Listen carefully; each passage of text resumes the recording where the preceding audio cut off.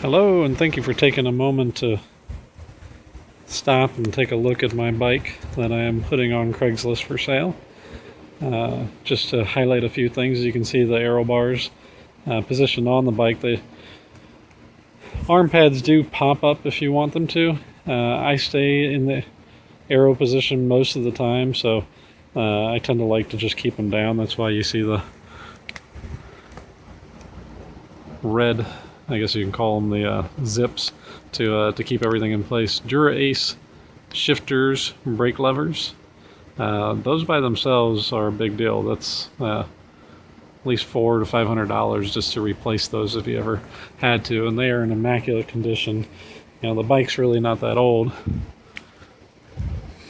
The felt TTR2s are replacements. They had pretty standard wheels on here when I bought it.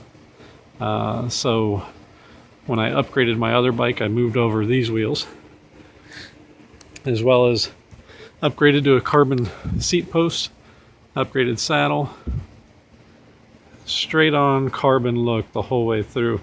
I moved over this crank as well from my tri-bike to replace the crank that was in there. And as you can see, Dura-Ace on the rear derailleur, Dura-Ace front derailleur, and then kind of the aero down tube.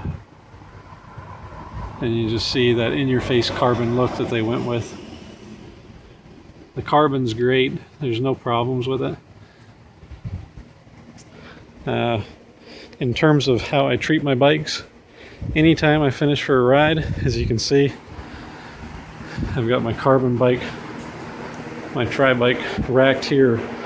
So that's where it ends up, where I go through and wipe her down, clean the chains, basically make sure that the bike is going to be ready for my next ride right off the bat.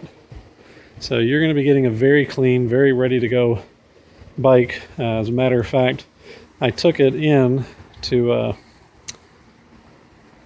Trek just yesterday because I noticed on the rear derailleur that there was some kind of minor shifting issues. Nothing really big, they just had to do a minor adjustment, but nonetheless I had them pull the crank, inspect it, re-grease it, put it back in, do all that good stuff. So that bottom bracket's solid and ready to go.